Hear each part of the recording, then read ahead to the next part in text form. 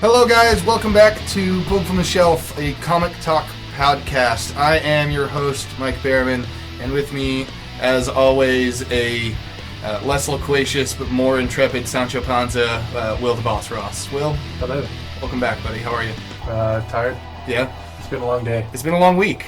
There's lots going on at the comic book store. It's been a whole rigmarole of craziness, but let's not keep everybody waiting. Introducing our new fabulous guests with us this week. Several friends of ours. Good buddy Jesse plays D&D with us all the time. Jesse, say hi to everybody. Hey, how's it going? With us, right next to Jesse, another good friend of ours plays a bunch of Warhammer and D&D at the store, buddy Bryce. Hey, Bryce. Hey, how's it going? Great, man. I am pumped up to get into it today. The always interesting Nicole.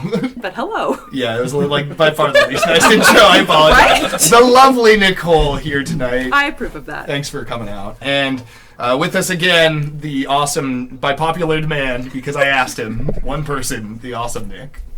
Hi. Thanks for coming back, Nick. Good to see you, man. Yeah. How are you guys doing? Yeah, not bad. Pretty good. It's been a long day. Yep. Yeah. It's really hot and really fucking windy here in town. Anybody who's not in Edmonton. So I don't know about you guys, but like running around just to like get food and stuff was kind of like ridiculous. Because you get into your car and you're like, do, and then you get out and you're almost like kind of knocked over wherever you're going. Oh, yeah. I went for a walk in the forest. It was muddy. It was mosquito-ridden. Yeah. It's just like Rain That's City, why I too. don't go outside. My friend brought a dog. Like, Okay, well, you have to the go there with dog was dog. muddy. Yeah. I had to drive her home. Do you not like dogs? I like dogs, but I don't want a muddy dog in my car. Well, that's a pretty fair place My to be. nice, clean car. Yeah.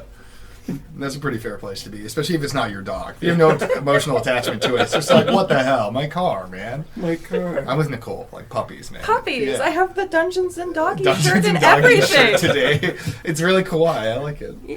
It's got like the little chibi guys. Baby puppies. Yeah. Today's episode, guys, we're going to be talking about Dungeons and Dragons, and most specifically Dungeons and Dragons 5e. As I'm sure if you can read, welcome to Wil versus Dungeons and Dragons 5e. Yes. For those of you who are still laymen, Dungeons and Dragons is what we call a tabletop role-playing game. Tabletop role-playing games essentially are really complicated rules to play make-believe with your friends. So it's a whole series of rules to roll dice and add numbers to them to see what your character in a make-believe world can and can't do, basically. Is that a pretty succinct? Yeah. It's secretly math. Yeah, it's basically math, math. reading, and acting. Trick all in your one. kids Yeah. into socializing in math and then throw dice at invisible goblins. Yeah. There you go. See, But the dice are who's going to be a good Yes. improv person, right? Like, yeah, throw dice at invisible goblins. Yeah. That sounds like selling dice to Nicole. It's not hard. Honestly, make them shiny and I I'll want throw the shiny money at click you. clack. Yeah. I am a dice goblin. D&D really popular these days. 5e is the latest edition. 5th edition is the full form, so we're just going to mostly say 5e. Anybody who's familiar will know. It's really, really taken off since 5e has come. Anybody who's not been paying attention, especially stuff on Twitch TV with the advent of like gaming TV and stuff like that, D&D really blew up in a big way thanks to lots of people love Critical Role, but there's like 1,000 other channels with like 1,000 other followers. Or like 1,000 followers minimum or something like that on yeah. Twitch. It was like a lot. I was looking it up the other day. My- There's my- a lot of RPG. Yeah. My channels. favorite is when they're like, an actual play of playing. I'm like, I hope so. That's what I came to watch. Well, Yeah, 'cause right? You've got the people who are like live Yeah. playing, and then you've got the podcast where they're live playing, and then you've got the podcast where they're playing, but it's more story based, and then you've got the ones that are just, I'm laughing because they make funny No, jokes. my take on it is like, I know the difference. Just my take on it is like when you see like a fruit that's like, it's organic. You're like, I hope so. How you're not going to not eat an organic Yeah. thing? A live improvised D&D event. You're like, well, yeah, man, that's Yeah. kind of the whole game. Just say you're playing D&D. yeah. It's just a matter of whether you cut out the arguing over dice rolls and math. Yeah, like Yeah. if there's live play and then like just play. Yeah, Personally, I prefer I- the live play. I prefer the play. Yeah? Yeah. I'd rather like, I like the fact that it's the same thing that I actually like watching like gamers online. I'd way, as much as I am into some of the more pro scenes, I'd way rather just watch somebody play the game who's good at it, but like averagely good, because it's a lot more relatable. You know what I mean? Same thing. Whereas like if say some guys who I think are playing a really cool campaign have to sit there and remember what the shit half cover does, then I'm like, yes, dude, every time in my life, but it makes me it's- feel good. It's right? completely understandable Yeah. that that's like a concern, I guess. Looking for the right word here. But on the other hand, you kind of want the Sack of bees. sure. You want your like when I watch people play puzzle games.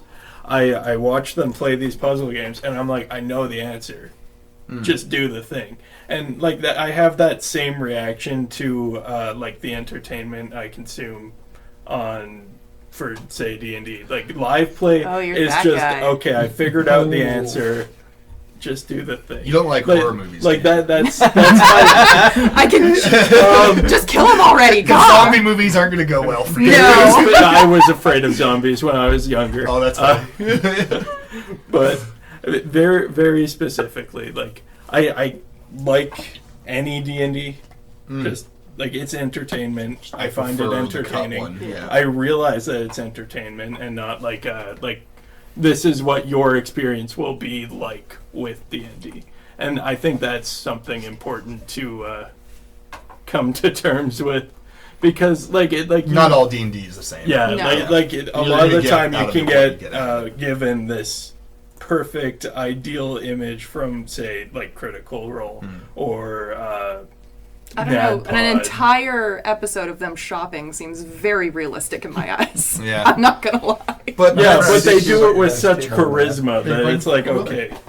Oh, like I So- heard your guys' table where you spent like 3 days in a city. No. For 3 months. 4 months. Yeah. We counted with nail sets. We were in Neverwinter for 4 months. But you guys are acting like that whole thing like didn't involve like a whole bunch of other encounters. Oh, right? no, It's it not like was we're shopping hilarious. for 4 months, Yeah. right? Yeah, We're doing you a bunch can, of stuff. You can run an entire campaign in one city. Yeah, exactly. We basically had like a mini one. So I totally agree. D&D is a big thing that you're going to get out of what you put into it, and the enjoyment value of the stuff is kind of up to how you enjoy it and just figuring that out and just playing it and just going for it.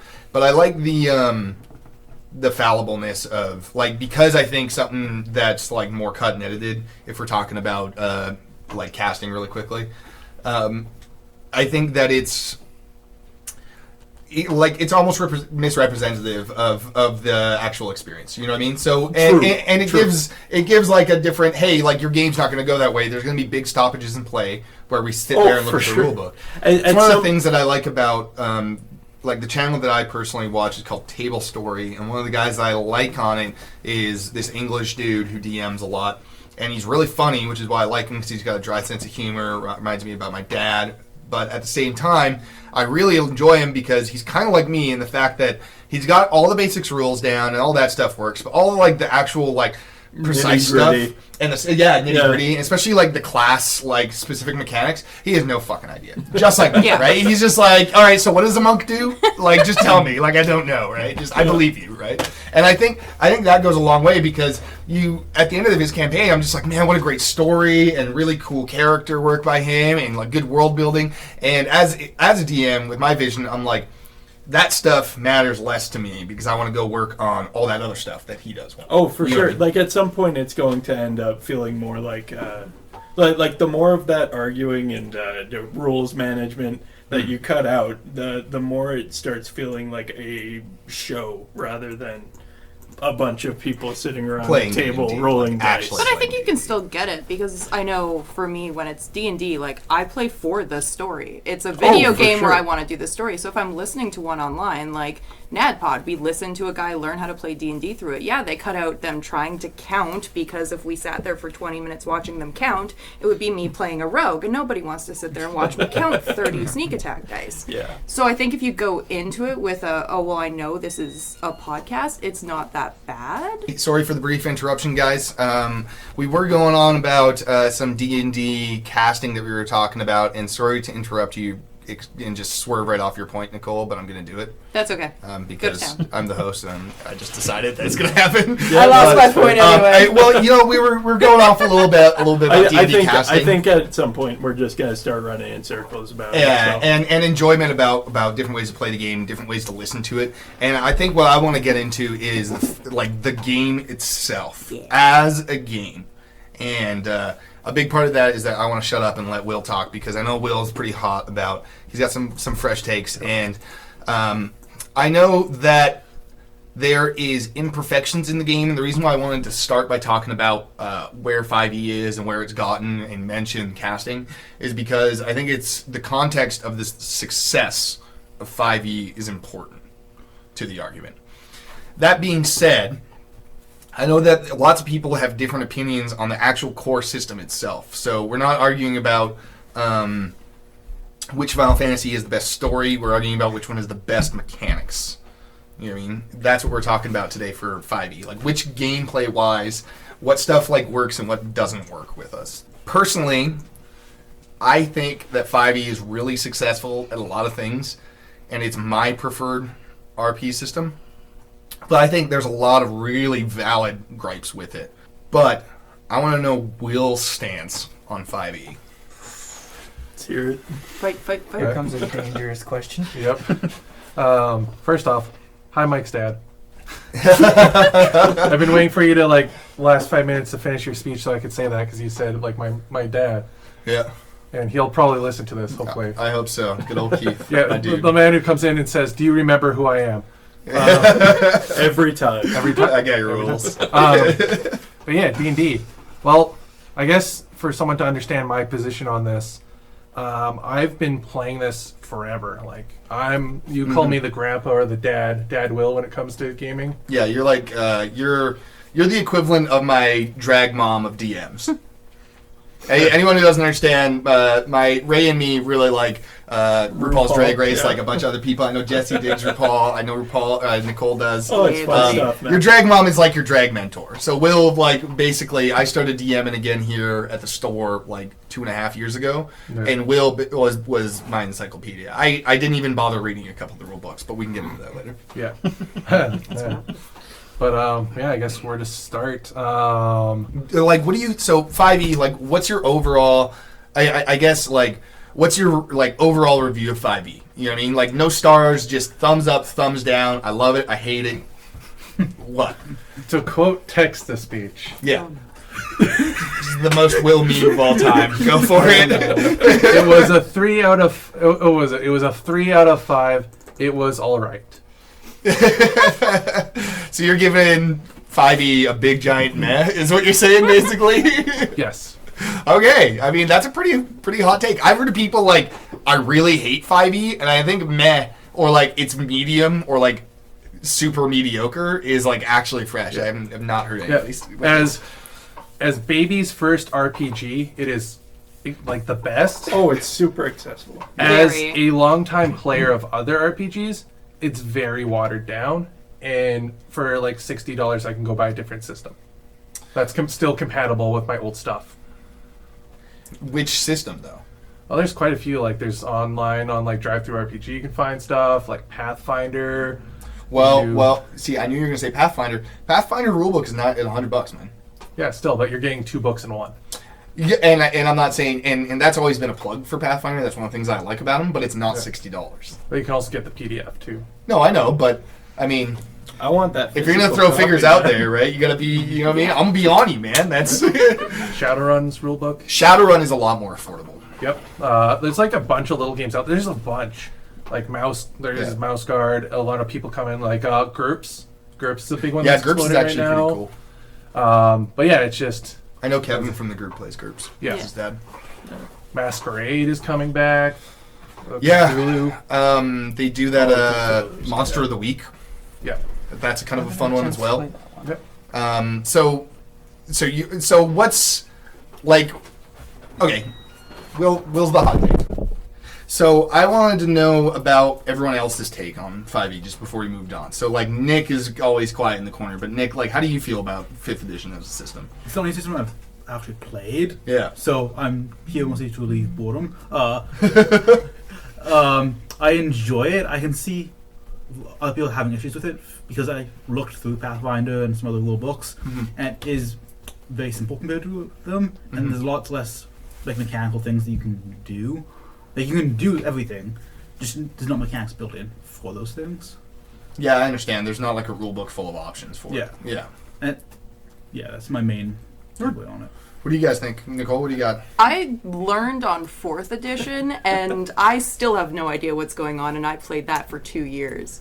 So coming into 5th, it was very refreshing. I can actually build a character now, and I kind of like that you get to be more creative with what you're doing. Like, the last session, I panicked and used Thorn Whip to grab a piece of cheese because I needed to get it. Whereas 4th edition, I would have had no option to do that because it's more, like, combat-based than, like, roleplay-based. It's a lot more rigid. Yeah, and it's more accessible to, like, get into. Like, we had people over and, like, we DM'd, like, a little story with people who would have never played it in previous sessions, and they had fun and were thinking and learning, and I was so proud of them. I think that's like an easy summary is basically like 4th. It's less stringent than 4th edition. Yeah. But like a little easier to get into, say, than like 3.5. Oh, Yeah. the rules are so much like I started on 3.5, and the sort of barrier for entry is just summarized by saying 5e is more brief. Like when you even take a look at like the grapple mechanics, I think it went from 5 paragraphs to 2. Yeah. Yeah, basically roll this or that. Well, Yeah. even like Yeah. spell casting seems way more easier than it was in 4th. I would have never touched any spellcaster in 4th. There was no way I could have figured it out. There's a significant gripe that I have about spellcasting, but we can get into Yeah. that with the classes. Yeah. Although it is better than 4th. What do you think, Bryce? I like 5th edition. It's a good introduction. I've taught new players with 5th edition. It's easy to grasp. But I also agree with Will. It is an introduction. Unlike, say, something outside of the realm of D&D, say Shadowrun, that has a lot more complicated rules and a lot more requirement for this. I enjoy a game like that. Not a lot of people like to read rules to figure out how to grapple something that's 2 pages or 4 paragraphs. Yeah, but I'm okay with that, though. mechanically, like I just want to sit down and play. Like if anything, when I play a different system, it's in an even more streamlined system. Because I don't want to sit down and read Yeah. 40 pages. I of work an rules, 8-hour 60 job. I pages don't of have rules. time to read 3 rule books to It's- figure out how to do something. 5e was perfect because you could just slide in and I could have barely enough caffeine and figure it out. It's not that I don't like the more... I actually really enjoy very complicated games, but I'm also totally the type of gamer to, say, open up the new Mortal Kombat and just plug it in and start playing, as opposed to, like, actually look and see what my moves are or anything like that. Yeah. You know what I mean? Same. Yeah. And then figure it out after the fact. Like, if we've been playing forever and I really want to beat my friend, then yeah, I'm looking at the moves list. But you know what I mean? Like, Yeah. if it's... Yeah, so maybe that's kind of that mentality, whereas maybe Bryce and Will are more the guys who can be like, no, man, we're playing. I'm checking out the moves list. Like, F that. You know? Like, I don't care if it takes me time to read. I'm like, let's go, right? I want to do this right and do it well. So... Moving forward, like taking a look at Will, I know you wanted to compare old D&D versus current D&D, and there was a couple things that I wanted to talk about with that. Like I think that like the jump from say like a D&D to 5th edition is night and day, right? Oh, Yeah, like a so I was playing Dungeons and Dragons. I think it's like Hero of the Fire Valley or something like that. It's a Sega Genesis RP game, and it's kind of got like a top-down map roaming element, and then in the dungeons it's like kind of first person, and you can really cheese the dungeons by like freezing things and just blindly shooting down mile-long corridors that you can't see to kill dragons that only kill you way the fuck down. Well, I mean, like it's either kill or be killed. Oh, yeah. Right? Like Those like, games, that's they don't play. Man. Yeah. It's Sega Genesis, and that's right? Like- AD&D too, right? Like Yeah. things kill you. Oh yeah. They just straight up kill you. Like there's They no. remade those But the games for ACs, so low AC is better, right? So back then it was in the AC and the to hit complication, like the 2-hit calculations were a lot more like ridiculously done. So I think there's no argument that like we've come a long freaking way. Yeah. So I think from like first and second. So I think if you're saying like some of the old stuff might be better than some of the new stuff, we're looking more at like 3.5 versus 5. So To put perspective, backing up the conversation because I couldn't get in there was My apologies. the first off, the Sega game got a remake on Xbox. It's really good. Oh, sweet. You can play classic mode or new. Okay, that's awesome. I'm gonna check it out. Thank you. Secondly, yeah, for all purposes, my comparisons will be, unless I state otherwise, will be 3.5 Pathfinder Yeah. versus fifth and Yeah. fourth. Which is Dungeons and Dragons' biggest Yeah. competition. For Yeah. anyone who doesn't know, it's a And- game made by Paizo. It was the guys who were supposed to be developing fourth, and they left to create Pathfinder because they didn't like the way that. Yeah, they're Wizards the of guys Coast who was did going. Yeah. Wizard Magazine. Yeah. But AD&D was built off of a wargaming system because they originally made Chainmail and something else. Or I know it's just called Chainmail, which was the first fantasy with elves and all that war game. Okay. And then they turned it into a solo game which was D&D. Okay. That's why there's all those charts and stuff. But Okay. yeah, I agree. It is a really slow and different game. Oh yeah, like with that age, like I think there's no comparison there. I just wanted to establish that if we're talking old versus new, we're really talking about 3.5. 3.5 versus Yeah. 5. Right? Yeah. Three, Like, no. and I think everybody's like, and for the most part, I think the community is pretty that way. Like I think like it'd be safe to say Bryce would probably prefer Pathfinder 3.5 than D&D 5e for personal gameplay. Like I think you're probably more Shadowrun and stuff, right? We I know played you run a Shadowrun game. Yeah, we I were. find that I loved all of them. Yeah. They each had their own skills, requirements. Like you said, D&D 5th edition is fast-paced. You get things done quickly. That's the As core compared one. to me having to peruse a Shadowrun book for like 2 weeks before I make a character. That's why we had Callum. It's a lot more demanding of like new players. Like it's a bit of a commitment because you actually have to like, no man, I need to read all these rules and pick the ones that like fit my character's personality and class and style. You know? I'm going to talk about that later on. It's so codified that like here are the rules, read them. Yeah. Whereas Yep. 5e tends to be I don't need to read the less rules. so. I can figure it out. like there are We can rules, talk but about that. We can- Yeah. Yeah, if we fire you at this wall, you'll figure it out before you hit it. there's also things that aren't covered in the rules, and every experience can handle it Yeah. differently. I mean, my entire gameplay is, we'll do it live and see what happens. I Yeah. honestly only read the rules when I try and figure out and make sure I'm understanding what my spells are using. Yeah. 100%. Everything else, it's like, is this right? Okay, cool, I'm gonna try. But that's why I think the Player's Close enough. Handbook is like the best handbook or the best rule book that they've got. Yes. Because it's actually like really solidly edited. And let's actually get into that. So Will, I know that you've got some shit like about like specifically like some of the basic rules, like some of the class types, some of the race choices. Like what do you what did you not like in the Player's Handbook content? There's quite a bit. Well, let's start with races. What about Yeah. races? I find that there's a lot of like cheesiness to the races. Like there's it's very more like stereotypical. Like yeah. Okay. How many times, and a lot of my experience for this is going to be the Adventures League here that we ran. How many freaking drow, half-elf, wizard, sorcerer, tiefling, warlocks have we had walk through the door Yeah. with no role play behind them? Yeah, I think that's less of a failing on 5e and more of like The that's play. kind of my gripe as a DM with players creating, and I'm just gonna say this fully aware that there's 3 of my players sitting at the table. That's okay, we still have you. Hey, I get is players making characters based on rules, because there's no way to get away from people wanting to play the best possible class Yeah. combinations and like metagaming to have strong options, because no one has to have a shitty character. I've always been of the opinion that D&D isn't a game that you really win or lose at. You're kind of just more growing your character. You don't want a weak character. You want to feel like you're contributing. I think there's like significant ways to do that. But I would argue that like while as much as you see like goddamn elves all the time, everyone is an Hi. elf. Yeah, how many players were elves at our last table? Right? There was Only 2. There was There- 2 there and a were half 2. elves because I was a half elf. Right, There were 2. So But I it's guess adorable. one. I think now that you mention it, like we went through like easily half a dozen people who like came and went who were Oh elves. god, Oh, yeah. yeah. We Yeah. were rinsing through elves at one point. Yeah, just So those are the 2 when I was there. Elves Yep. and humans. Yeah.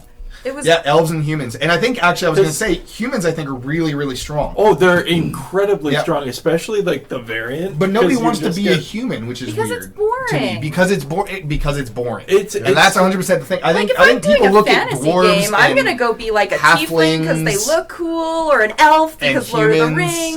Rings. You're and It's that's alien. what I'm talking It's about. Yeah. alien to not be Yeah. human. So, like, of course, you want to play a human because it's completely different, or in a lot of fantasy settings, it Yeah. would be completely different from how human would.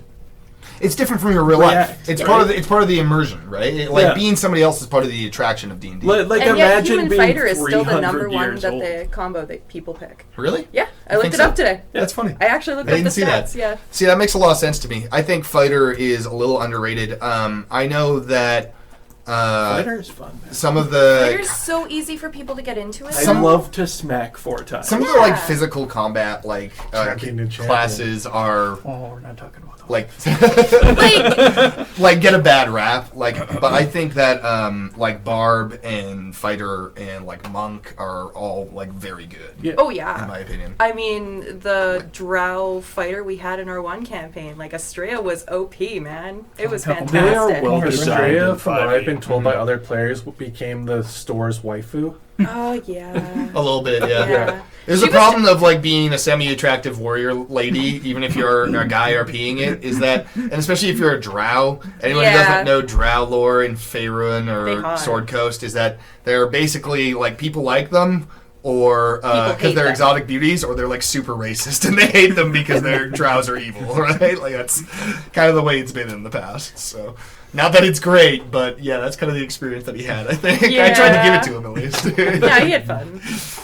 um, But like the build was fantastic because fighters are legit. Like I have listened to people drop like 200 hit Mhm. points just by And being a that's fighter. what I like about 5e, because in 3.5, if you were a spellcaster at high level, you would decimate See, pretty much any martial and, class. You know, I heard a similar argument about 5e just the other day. I think I was actually talking to you, Will, about it yesterday morning, and you kind of agreed. I was just listening to some guys talking about it on the internet, breaking down 5e to get in the frame of mind for this, and they were busy griping about a lack of options down the road for fighters and barbs and stuff like that. Yeah, it's harder to be creative because you don't have this massive pool of spells to work off of. I think Right? they were like they were uncool with the like higher level like ability unlocks that like those classes get. You know what I mean? So like your level 20 unlock as a bard is like really bad, right? Like you get to like recover like Bardic Bardic inspiration. inspirations if you don't have Bardic inspirations, which is like, man, even On a if we're giving short them out list, fast, like, like okay. that's like. But you even know what like I a mean? lot of them are pretty. Like even druids isn't that good. I remember reading it, and I don't Sorcerers, remember. Yeah. monks Like are kind of. assassin's legit, Yeah, and that's right. about it. But I didn't even. I know that you and me were talking about how how part of it is like game balancing, because the fighter is like really good in the first 5 levels, right? Yep. Because like action surge is so strong early, Yeah. right? Yeah. And even the healing yourself can be like really powerful, especially if there's no healers in your group. And then so part of it is like fighter barb so strong so early, whereas wizard so weak so early, right? Yes. Really easy, really squishy. The fighter takes over for them, and then it reverses roles in the future. Exactly, right? So it's kind of like a early game character versus a late game Yeah. character. Something that the guy said on the cast that we mentioned yesterday and we didn't get into because we wanted to save it for this was that there's not a lot of like fun like non-magical abilities for you to use as a fighter. And now that I think about it, It is yeah. difficult. Battle Master is like by far the most common Yeah. one I've seen, because the maneuvers is like by far the most fun thing to do, I Yeah. think. Like Oh, with yeah. Ernie, I was playing a champion fighter. Yeah. Just human. Yeah. A fighter and your fighter. Yeah, like a fighter. Yeah. And like even at level 10, it was like, okay, well, I don't have spell casting. I hit the thing, and that is my turn.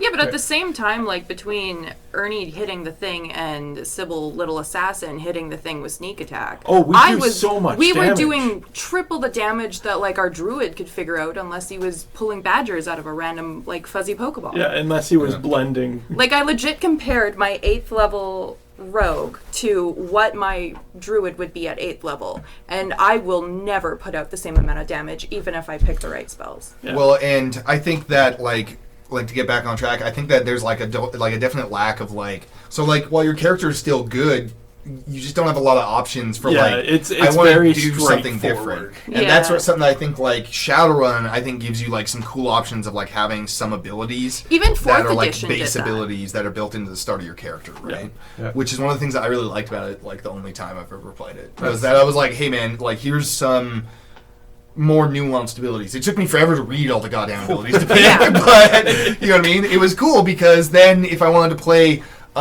big dumb brainless guy who's super jacked, I might have an ability.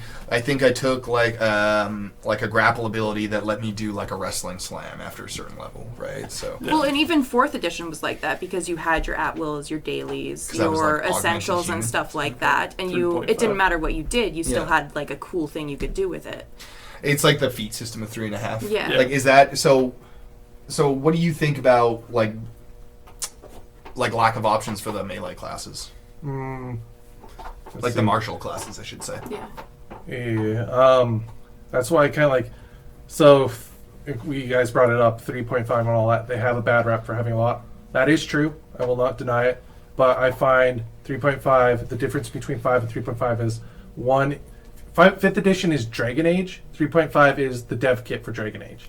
You're gonna go into it with the DM to show you how to make it. But yeah, that's why I like it. Is because unlike with 5th, where I see like the same 4 edgy characters and sneak attack central, and everyone doesn't need torches because dark sense. That might be your You know, that was viewers. actually great. Not You- necessarily the game. And again, yeah, and like D&D, half of it is the game system, the half is the players. Like it goes hand in hand. I find personally, like your personal encounter with it is going to be, it's going to be on both. So that's why I like the old system because you'll never see a character the exact same.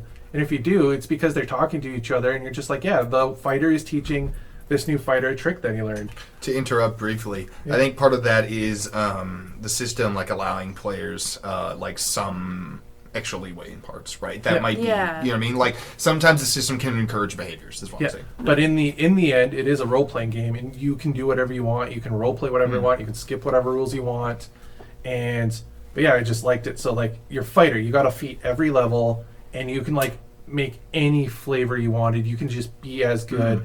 And Pathfinder definitely fixed a lot, like the barbarian, the rogue, and the fighter, so that they could compete with the wizards in the end. I think actually the ranger is the one who gets the least love in 5e. In 5e, 100%.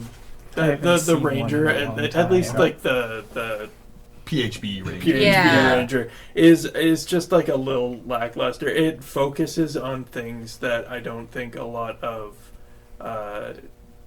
dungeon masters necessarily want to engage with super hard. Like That is tracking. fascinating to play with Tracking your DM. is so Yeah.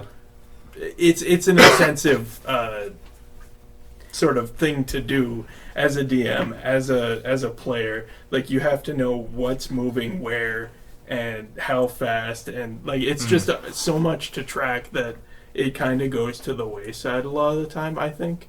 And I think they just don't have like the tracking is something that you can easy mode as a DM, right? and the, do some competing roles and like maybe because it's like 4E skill challenge where Yeah. you're gonna make some rolls like and having threshold. having this very specific favored enemy and favored terrain, like it may never come up. it It 100% depends on how you it build probably it. rarely comes up because it's Dungeons and Dragons. You're spending time in it. I'm It's arguing dungeon, more that like right? your gameplay is going to be more like send my pet in, shoot the bow, go. Yeah. Right, Or and your it's going to be dreads. or pardon, Or your drits.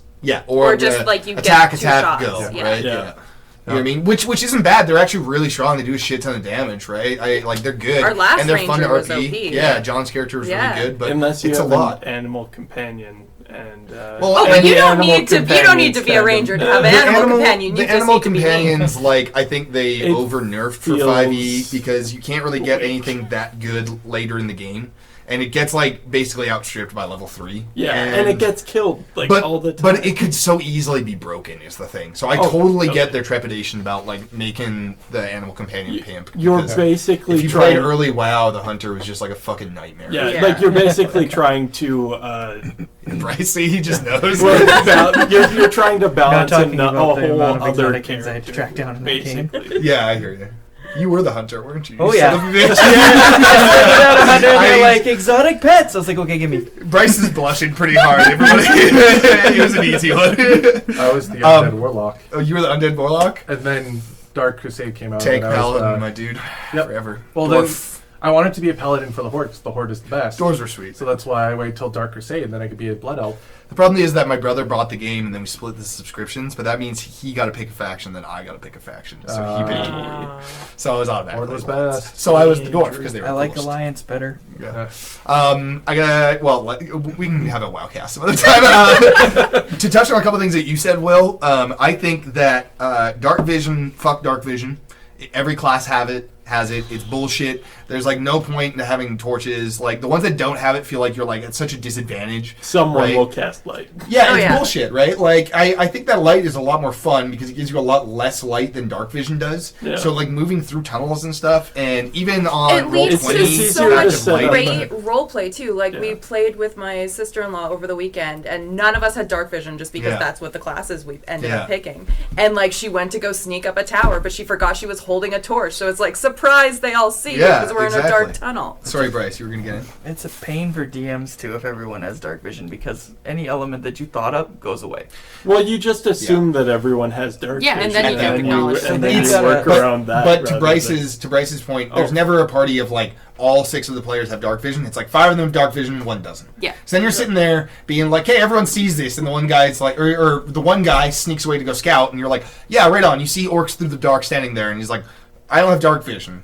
And You see nothing. That hurts. That hurts. You know, But, like, that's me Like you slapping the walk table up in and you, points. Yeah. and it's like, okay. Oh, I can't see accidentally anything. narrated stuff that you shouldn't see. 'cause How, I how thought do I you could see engage the in dark. this Yeah. in this scene? took- Because everyone else has dark Everyone vision. has dark so vision. it's just like, okay, Or well, you have to track I down guess There's the I always know. that takes it one away. guy, Yep. that one person playing a human, where it's like, I guess we'll lead you through the tunnel. Please don't take your sword / like lantern out. We're going to die. In our campaign right now, I don't think any of us have dark vision. Like, No, it's awesome. Yeah. Actually, Yeah. I think. Whereas roll Yeah. reverse, we all Oh, I have except for dark one vision. person. Yeah, it's really fun. Big pardon? Stis has dark vision. Yeah. Yeah, and then the other group. So It's just for Keaton that record, doesn't. I'm DMing 2 campaigns, or 2 groups on all the same campaign. One, almost everyone has dark vision. The other one, I don't think anyone has dark vision. Nope. I don't think so. 2 Warforged, human, and Firbolg, Firbolg. yeah.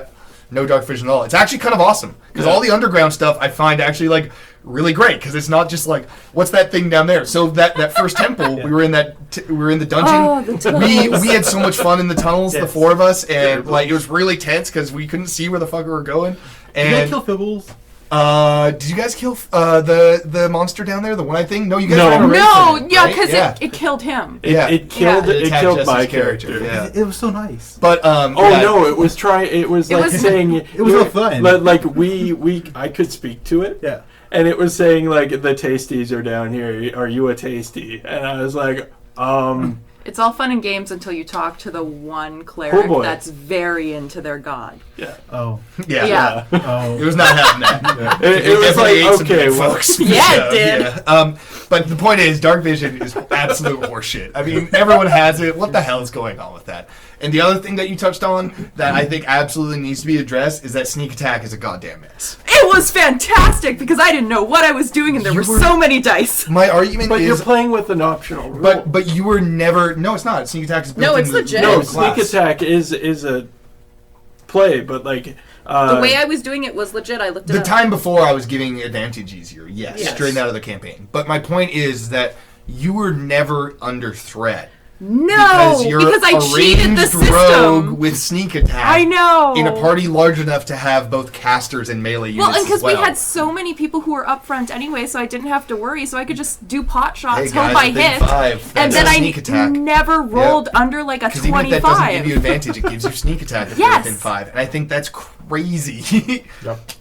It's more like just broken. No, it Getting was sneak attack is a like, disaster. Like, like- because you like- never have to expose yourself as a rogue, which is Yeah. exactly what you want to do. it It's just- should Except require unless you've got it good should items. require like at least advantage. I just Right. think you shouldn't. I just think if you're gonna like, I just think you have to do it melee. yeah, I think sneak if you attack has have to to be get a it, you have backstab. to get it melee because even the sword I had, like World of my Warcraft max did it right. damage was like 55, Backstab, so man. I would rather go up closer to get Yeah. the 55 than pot shot and get like the 40. So And I Yeah, understand but there's now- a difference between trying to play D&D sniper and D&D sneak in your bed and stab you while you're Yeah. sleeping, Yeah. rogue. But at the same time, I think that like, f that, like make it a separate archetype Yeah. See, to get ranged sneak attack. Where, my hey, this is the defense- ranged rogue, and then you get this, but then you don't get. you still have make the it ranged harder, rogue. or Yeah. no, but then you can so like you can make say your sneak attack harder to get. Yeah. Right?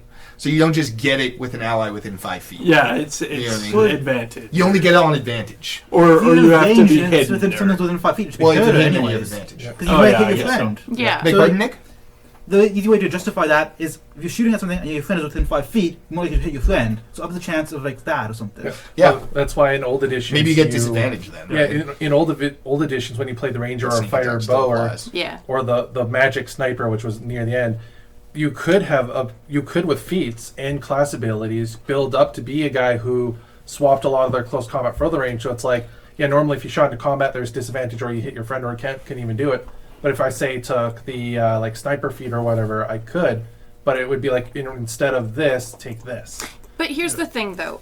In that group that we had, 95% of the party all had multi-attack. So if I didn't have sneak attack, I was doing 8 damage, because rogues never get that multi-attack. Yeah. So I think it was just, you have so many dice that even if you take some of them, you balance it just a little bit better. Yeah. And I was doing range. Like maybe if you just lessen the bonus. Yeah, because- that makes sense. And also, like, our party was Or maybe your range, insanely large. your range sneak attack. Yeah, I mean it's hard Yeah. to deal with 10 people, right? 9 And, people. like, I was maybe still if your range learning, sneak attack was too. half damage. Yeah, because I was Then- still then your learning melee too, was so full. I had to go based off of like, well, I didn't understand how flanking worked because 4th edition is weird. Yes. So like I know that if someone's standing near, I can get sneak attack. So Yeah. even cutting the damage by a bit, and you've leveled it out to everyone else. In older editions, I liked it because everyone had the ability to multi attack. Yeah. So, but like, so you're like your martial dudes got it first at level 1. You had like, so how they did it was you had a bonus that's just like proficiency. So it's like the fighters, like your martial started at a +1, whereas your caster started at a +0. And then depending on your class, you'd be like +2/+1. And then if you Hold on, I'm already lost. What? Okay, so on the second attack, you would have a lower- lesser. Yeah. Oh, So you know your okay, proficiency? Yeah. so when you swing with proficiency, you get it. Yeah. So this basically said if So it's you like you did a get multi second attack, but attack, your second doesn't have proficiency. yes. Yeah. Okay. So it basically made it so everyone got it. So like wizards and stuff got it at like about level 5 or 6. So they Okay. could swing twice. Yeah. Comp their move to swing twice. Or if you were a fighter, you could swing 3 times, but each swing was harder and harder, and you had to stay still. That makes sense. Yeah. Here, and this is why I don't think like the ranged for the rogue is that bad, considering I only get 1 roll. So if that roll misses, I'm not doing any damage. Whereas if I was up front, I'm getting advantage. I have a better chance of hitting anyway. I think that's more the argument that the rogue peters out after level 5. It because does. Beforehand, they're very strong. It Yes. does, yeah. Yeah, they're I very stopped strong being beforehand. like I Yeah. never hit anything because I was only rolling 1 dice Hmm. and I couldn't hit anything because the ACs were so high. So I had to get closer just to get advantage. There's other ways around too, Yeah. right? Like trying to play more to hiding and stuff to get advantage. I more, was right? bad at But- that. Yeah, but that's okay. That's also your character was more loud too, right? Yes, she like, was. Character YOLO? stuff happens. Yeah, yeah. We're not talking YOLO about to death. YOLO. I feel like there is this not issue necessarily, but tendency in 5e to play lower level campaigns. Like any of Yeah. the books that come out don't go to that high of level. I think the highest is like 16 or 17. I think it's because the Twitch reaction when you're starting a game that you've never played before is just start at level 1. Yeah. Yeah. You're terrified for the I'd- first 3 I'd levels, rather start but at you level can 3. learn. I think 3 or 5 is like 3 is probably actually the better representation Yeah. of like Yeah. this is what the game is like. Like if I wanted to run a one shot with people about Yeah. hey, let's play D&D for 3 hours Right. only for the first time ever, show you how to play, I'd probably do level 3. So yeah, the that's once campaign, people Or start 5. getting their specialization. yeah, Yeah, exactly. the campaign we're playing now is the first time I've ever started at level 1. Every other DM's always started me at 3, just because Yeah, you've it's like already got 3 your or stuff 4, picked. Yeah. Yeah. But it's a What? custom campaign. Yeah. My only qualm, and this goes for every edition, every fantasy game, is I am a person that hates the, like, I guess you can say I hate high fantasy, but I hate the thing where it's like, I am a level 1 cleric, and you walk into a town and the people are like, my aunt's in the chair, she was like our chieftain, and she's dying from a disease, and the person's just like, oh, you're healed now. And you're just Yeah. like, So this epic quest that their best warrior went on to go get a flower on the highest hill was solved with stupid restoration at level 1. I'm just saying that's not on high fantasy. That's on RPGs. It's Yeah. set in high fantasy. High fantasy is amazing. I would You fight just have you. people cheating the system, if anything. I don't know. Yeah. I'd fight you on fantasy issues, but that's not what we're talking about. And like another Yeah, thing, right? you're an adventurer. Adventurers aren't like they don't necessarily need to be that common. But like you may have a town healer, but they're not an adventurer. Like they haven't spent years and years building this. I get what Will's saying, baseline. though. Too, though. Sorry Yeah. to cut Oh, off of your course. ending, Jess, No, but no worries. I totally get what you're saying because I think that the top characters sometimes don't feel like sometimes they feel like they're godly powerful, but sometimes they don't feel like that that much stronger. Yeah. You know what I mean? Like where it's like, hey, yeah, well, the level 1 just went and saved this, important town leader who was dying.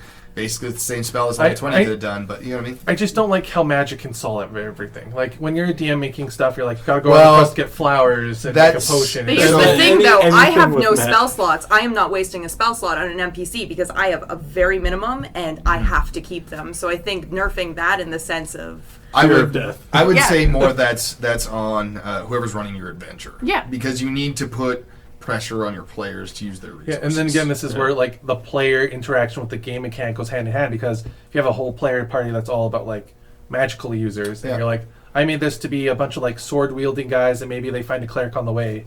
This really gets to the heart of why I think 5e is good and why I prefer it is that it's up for interpretation. Is that some people in that situation, what I would do in that situation, the player walks up to heal the old women and uses their spell, and I say it doesn't work. Oh, I do and that they all the say, time. well, it should. It says so in the rules, and I say, well, too damn bad. well, and It's a here's the special thing: you curse. can flavor it as well. It doesn't work, because so why? the Now rules- you need the to rules go are on the rules, quest. and they set up the game, but the game is made to make up stuff. Yeah. It's make believe. Yeah. So if I need that person to not be cured because I need for you to go climb the hill and get the flower with a village warrior to save the day, then that's what you're going to do. And if you don't want to do that, then your character can go do a different adventure. But the point is, you're not going to heal this lady the easy way. Yeah. You Right? pull that from the one episode of Kim Possible where Ron is in a video game. No, but now I remember it. What a reference, throwback. One other thing I'm not a big fan about D&D is that I think that strength builds aren't great, and I think dex builds are really Yeah, okay. there's Yes, nothing, they are. There's nothing for strength in 5th, unlike whereas in older ones it was balanced. And there's too many damn finesse weapons. It's Yeah. fantastic for the rogues. Yeah. Well, the rogue had stuff that you could make weapons into finesse Yeah. by taking just abilities as the class in the old No, ones. there is We could nothing have but also finesse. just made put finesse on a weapon That's and call that magic rapier and have them pay a bunch of money for Yeah. it. Right? Exactly. You know what I mean? Or you just That's take the something feat that annoys that I am trained in this weapon, therefore I take no penalties. Yeah. And it's a level 1 feat. And if you're a human, you got 2 feats for free at level 1. So I Yeah, some think type of game just from mastery flipping, there. just from flipping through Pathfinder and flipping through D&D and playing D&D, feats are underused in 5th edition. I think, like there's no like I like feats in 5th edition. I like like some of the feats. dumb Okay, the ones. variant human is broken because early feats are insane. Yeah. Like you need to get to that level 4 before it makes sense to like. But the trade-off I is see definitely, all. I like the trade-off. Personally, that's I'm not a good, big fan of feats because humans get extra access to them, and I would rather have like everyone gets feats or no one gets feats. Yeah, Yeah. that's fair. But like, I like the pointless feats or feats that aren't considered good. Like Yeah. Defensive Duelist Yeah. isn't great, Yeah. but I love it. Well, that's also to that effect. My favorite magic items are like mundane ones. Like I think that my favorite one that I made up on the spot in the last campaign was like, this is a necklace that will give you power over your sister's husband, and he'll have to do what you say. And it's just like, what is that? What does that do? It's just a It's back alley just dude. fun. It's This just is dumb. This is a potion that will make you really loud. Yeah. And Yes. change Your one thing hair. about you. Yeah. But And your hair roll. will be all kinds of It's messed gonna up. be really Unless weird. you rolled a 100 and then you're a Super Saiyan. So to get back to that point that I was making is that I think that being up for interpretation and having openness and like making stuff up and that being a core thing in the game, I think that's why I like that there's not a ton of rules. Because you can be creative Compared to about the it. other. You But can find It creative does still solutions have to rules. But Yes. what you're doing. I think 5e can be like a meeting ground for a lot of these like rules heavy versus rules heavy Yeah. versus rules light. Like I like playing All Out of Bubblegum. It's a page. Yeah. It's literally a page, and it's all improv. You roll or you don't. Yep. Yeah. Sorry, Will. But I can also say on the same fact for the old ones, you can do the exact same. It just, I like the big one because a lot of people come into our store and they see the big book, and all I say is, "You're ever going to use a sliver." Yeah. And again, it's very much like 5th edition. What does great is they compact and they make it. Here's the special rules for this adventure to keep your character into it. Here's the basic rules.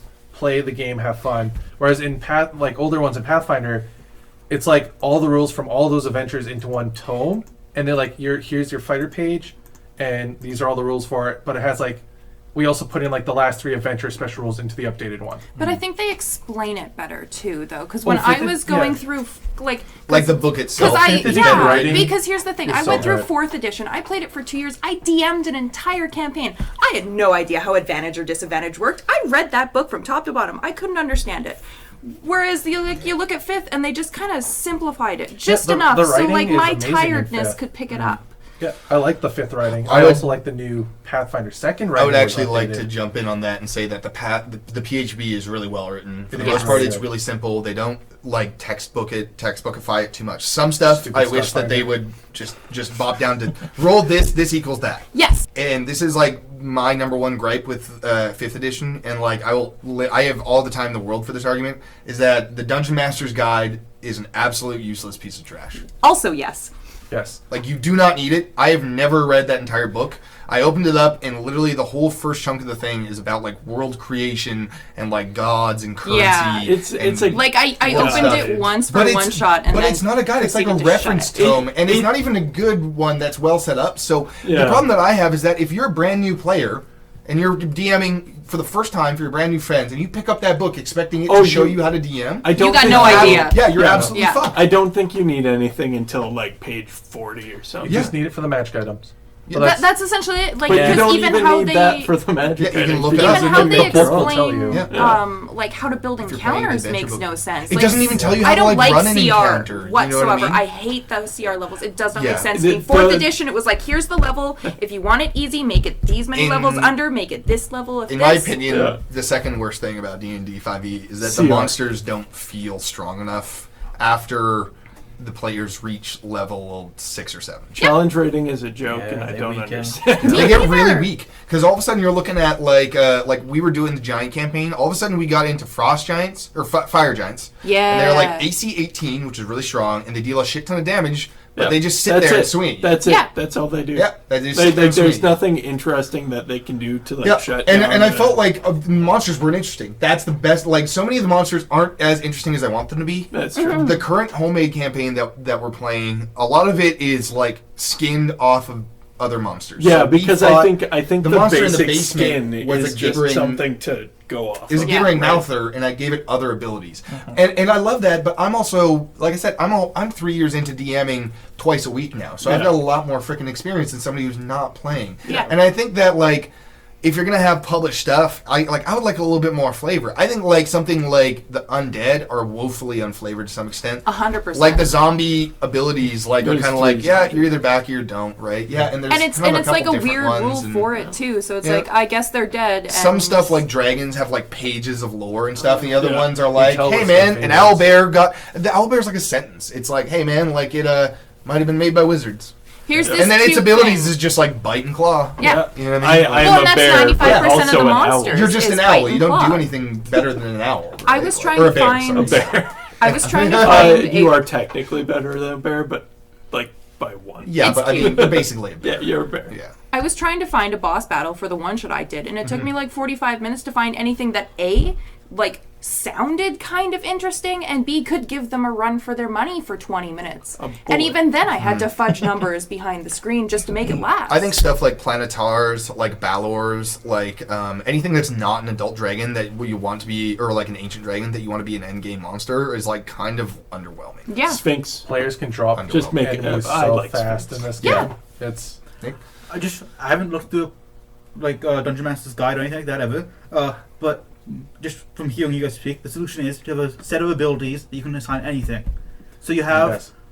there's Yeah. a table of just random abilities that that work in certain circumstances, and if an animal has certain experiences in its life, give it that ability. God, that'd be I so think hard. my gripe It's is just the creativity needs to be there. Yeah, right? I think my gripe is like coming it's how into that- uneven the creativity is on certain monsters. Yeah. versus A lot others. of other RPGs do have a sort of like build your own creature or level up or like environmental stacks in them.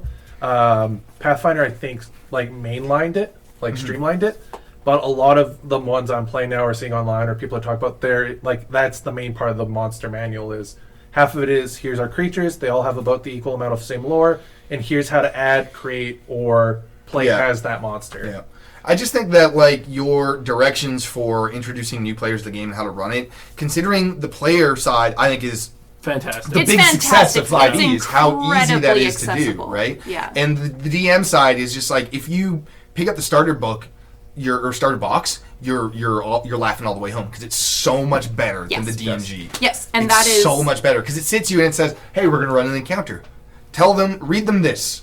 Goblins are going to jump out after a little bit, but let them walk down and introduce their characters, and they walk you through. Hey, this is how we set up an adventure. Encourage your players to RP. They walk you through. Hey, this is a fight. This is what rolling initiative is like. This is what finding out if we hit or not is like. This is how we talk to NPCs. You know what I mean? Right. Like, Which Yeah. that leads.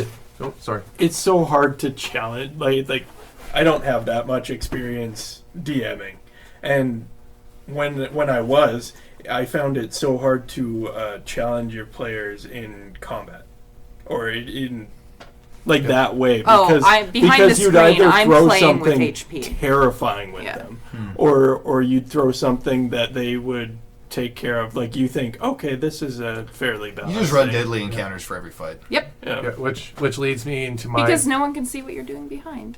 my thought on the thing that Talk about Oh, that. everybody knows. that fifth edition does really well is the and other games do better combo books. Your DM guide and your player's guide in one, but fifth edition has some of the best pre-made campaigns that I've seen. I am Yeah. a person Yeah. who hates metagaming, and you're taking like here's my like we're playing a Bronze Age setting. Here's my flintlock, and you're just like blah. It doesn't say that but in the campaigns for fifth edition, it's like we're playing in the Underdark. Here's some Underdark traits you can give your players when you build together. Here's some Underdark monsters. Here's some Underdark. What I really, really like about the pre-built adventures is the fact that they all address rules questions that you might have about settings or something like campaign style that might be that like weren't addressed in the main books. So instead of like releasing like rule books for, hey man, this is how you play nautical adventures, they just did Ghost of Saltmarsh. So Yeah. they give you a lot of context and stuff. Same with Avernus for Hell and Underdark. You know what I mean? Like Avernus I think is that went a long way. Pretty good. Like I think that format makes a lot of sense because one of the things I really didn't like about Fourth as a retailer and actually as a retailer is the fact that there's 5 goddamn player handbooks after a fashion. There were so many, and I like have going to every buy book for them, fourth. like at that Yeah, it was point, a it mess, was man. horrible. Yeah. And you want them because you want more stuff and it's fun, but at the same time, like Jesus But Christ. you're not that's why I hate excited about reprints. buying Yeah. them I because don't- it's just here's player handbook number 2. Yay, I get druids. Whereas now it's like, well, here's this book that's got all these cool things in it, and it's also got all this lore, and it's also got here's some like the Wildmount one. It's got like delves you can do. It's got a whole other stuff, and it's like, I will buy this. Their campaign settings have been good. The joke Yeah. on As Wild well. Mound, though, I can say is it was actually play tested and made by people who cared. Not a corporation. Yeah. Yeah. Hey, you know, it's the old adage for like every D&D player where it's like custom campaign always better. It's like, well, they just published one. so Exactly. rock on, go play this custom setting. I think the big argument, like the big push is like we kind of wish that there was some more customization. I personally like from 5e is what I'm hearing from Will, and that it really feels sparse in points. Yes. And the problem that I have with 5e is like way too easy stuff that kind of wrecks some of the character building balancing because it's way too tempting not to take, like variant human. So good, like why play regular human, Hexblade right? Warlock. Like Hexblade Warlock. But I think the big problem and the big thing that I like to try and like encourage people to think about when they're playing tabletop games is that the variation in like how much different enjoyment you get out of these characters. Even the martial ones that we said had less fun abilities. It's really like into like how you play the game and how you think about your character and how you play your character, right? 100%. So really, by being creative, like with what you have, you can play the most boring on paper character with the most mediocre stats and be an absolute freaking unit and be really cool, and it doesn't really matter, right? And that's one of the things I encourage about it. But one of the things I wish that they did have more sometimes was like less cookie cutter characters. Yes. Yeah. And a better That's on my freaking list. dungeon master guide. Yes. Oh, that's why I liked Pathfinder second. Was when he created a character, it was organic Yeah. because it took the ultimate campaign guide from the first one and was like, Yeah.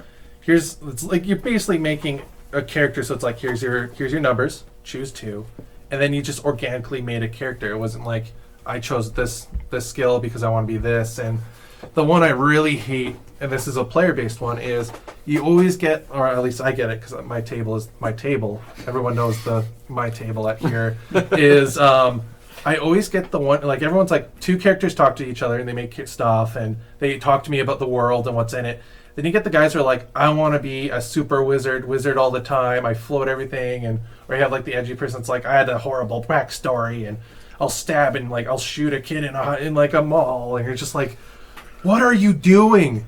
I think that's all about how you play, though, because I've made some characters that on paper look boring as hell and turned them into just the biggest goofballs in the world. And I think it's how you RP and how you get along with the people at your table. Ernie is the most boring character. Exactly, in the but he had good interactions, and like Sybil comes off as this psychopath and then ends up forcing character development between half the party. So I think if you can make those cookie cutter races like the elf druid something more if you just figure out how these characters are and how to role play them better. That's why I liked the racial bonuses from other games where it's like if you did take the stereotype, you got a bit of a buff, or if you wanted to be a different class that they might be somewhat known for in this setting, here's a different buff. Well, and they're going forward and they're changing it so some of the races you can change out what those ability scores is in future books. A lot of so you can games have did more that. creative things together, which is I think fantastic because then you get to be more creative and you can have your half-orc, sorcerer who doesn't have to just punch things. But then I can argue with that is I have my Pathfinder. I could have already done that like 10 years ago. Yeah, but I like D&D. That's fair though. I'm not, I already have the book. Yeah, I gotta say that Pathfinder 2 took all the stuff that I like from Starfinder and put it in a rule book in an order that made actual sense. Yeah. It was written It well. read so nicely to make my character through Yeah. story. Like, you know what I mean? You were right. It was so organic. I just wanted to jump on you saying that because it was such a perfect way to put it. It was one of the things that I really, really liked about Pathfinder 2. Just reading the rule book was like, let's make a character. You go here, here, here. I It was loved the class great. feats. It was really nice. And they took out enough class feats that I didn't feel like, oh God, I have to It read was like- so much. Yeah. Because that's always been my argument against some of the more complicated stuff is that exhaustion of new people goes really fast, right? You know what I mean? It's that old marketing adage. If customers can't find something in your store in less than a minute, they're not going to find it, right? They're going Yeah, I just liked how here's my rogue. I'm level 2. I have this feat. I can take this feat or this feat. It's all on my page. Yeah. And depending on what I take, it'll build me into 4 different paths. It was way more like a flowchart than Pathfinder 1, and it had a lot of cool ideas from Starfinder, way better organized. Oh, Starfinder was just a hot college textbook. mess. Starfinder was cool, but like whoever edited that book was on a lot of Trash. drugs. They needed the website, and the website wasn't even up for a good year. It was a mess. See, D&D is just like the Pokemon of analogy. The Yeah. first ones were horrible and like they were great in nostalgia. And the new ones, they're easy so the kids can get into them, but you're still going to play them because you have that, it's just a thing. So horrible isn't hard, or horrible isn't So- bad? Just smashed Like my horrible favorite as in there was Pokemon. no running, so it was real There slow was and no it was a running, grind, inventory man. management was a thing. Like the final bosses were You like guys are level so 80. spoiled. It Best was Pokemon is fantastic. red. Yes. Exactly. Thank you, Bryce. I like But You're at the killing same me. time, Yellow that is doesn't- good too. Yellow is also an acceptable answer. Red is So you can get the fantastic, whole but it doesn't make me TV hate party. the I new wasn't games. dying super over here into with a somebody game saying until the I original played Pokemon Sapphire. wasn't Oh, as good you as guys later. are I want to heathen. follow And That's my I why dad. know I Sapphire like is Pokemon. not great. But This is where we devolve into I'm Pokemon the fights lazy at the end of the Were you a episode. Pokemon fan? No. Everybody You get just their didn't like Pokemon. anything. Oh, that's fair. I think the Will versus 5e is more of a tirade against people like choosing 5e like blindly over everything else, Yeah. and really like Yeah. espousing the love of it. Especially, I can definitely see it being so exhausting for you personally because you've been playing D&D since like literally you could read. I just didn't like the whole, and to pull from like the beginning of this was there was definitely a lot of gatekeeping when it first came out. Yeah. And then Matt Mercer, like, I don't watch Critical Role because of what it's done to the community, but I can appreciate what it has brought. It's Yeah. definitely made it more inclusive, so It's- people yeah. feel more comfortable getting into it. You're seeing more people play it, and it's Yeah. becoming something you shouldn't be embarrassed by anymore. And But I think I- that's fantastic. There are less barriers, but it also it also shows this sort of unrealistic standard for It's what like your when table you- will look like. When you show someone like into say like an RC hobby, you show them the best of the best. This is the pro racer. He's watching the pro races, and then you go into it and it's like, here's your like $100 nitro car. Yeah, Why it's is a piece of But here's media, the thing: though. you could take that multiple ways. If they're expecting every DM to be Matt Mercer, then they're not going to have a good time. But if they're using that as a like, I watch Critical Role and I use it as a here's how I can try and be better in roleplay. Here's how I like not another D&D podcast. I listen strictly for the female on there because she is how I'm learning how to be a druid because I'm listening to how she's doing it, Well, and it's. Yeah. If you listen to them, you can get better. But I think if you go in with the expectations that you're going to get a DM who's like voice actor standard, And- that's and you something also have- personal you have to deal with. You also have to think that like that is the DM, but like there's this whole cast behind him Yeah. that makes the show so much more. So, hot take on the way out the door, as I think we're winding down, we're just gonna loop back to talking about Critical Role and different casts. And Because stuff. you can't talk about 5e without Critical Dude, Role. hot take, and this is something that I sense from Will. Matt Mercer, he's good. I mean, he's not my favorite. He's a DM. good DM. He's I- a good I DM. like It's really cool stuff. Yeah. I like Brendan Mulligan.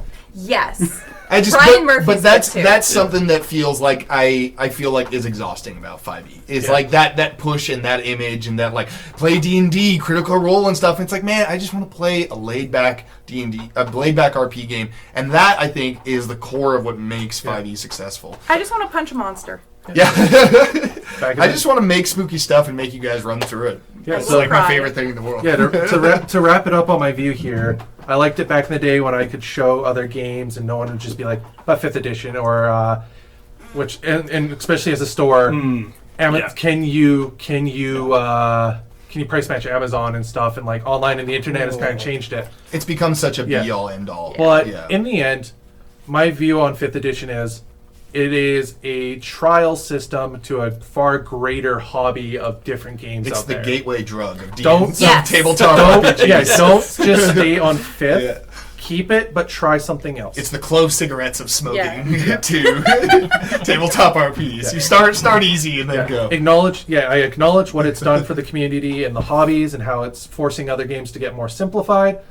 But I also acknowledge that for other players like me, when it first came out, there is a lot of like, well, I've had all this stuff, and what about all these rules I have to remember? Now you just Yeah. like same with 8th edition Warhammer. I think there's a lot of really cool stuff in 5e. I think there's a lot of stuff that they just like didn't try as hard on, and that's like some of the rules. Like everyone has dark vision. Like sneak attack feels like it needed to be tweaked. Play like, test your the damn game and monsters ask like people. don't feel as great sometimes, and part of that is they got to get better by doing like the adventure groups and doing more rule books like Xanathars and stuff like that, which is a great book. It's got a lot of really It's like fun a stuff. 5.5. good. Yeah. Thanks to everybody for listening today. Thanks to you guys for coming. I had a lot of fun. I hope you guys Anytime. had fun talking Oh, about yeah. D&D shit because it was a really good time. We kind of tore it apart and just chopped it up about everything D&D. So I'd like to just once again say thanks so much for coming. For me and Will, we have a lot of time, a lot of good times planning this out and running this. Hopefully we'll have you guys back. Nick, I guess we'll see you next time if it's going to just start to be a thing. I'm bored all the time. So Nick's fine. the guy in the corner now. Yeah, he's Yeah. our corner dude. They'll just who's that guy from the This is Will. Andre Will show? thought he was going to be the quiet guy. He's the Hannibal Buress of the show. There we go. Eric recurring Andre, host. eat your heart out. And then Will and I can maybe match a portion of his insanity. That's Yeah. the format. We're going to get there. Thanks again, guys. This has been Pulled from the Shelf, a collector talk podcast. And this has been Will versus D&D 5e. I'm Mike, your host. I'm Will. I'm gonna wreck it. And we'll see all you guys next time. Thank you so much. Bye, Cheers. guys. Bye. Hey guys, thank you for listening to our episode of Pulled from the Shelf.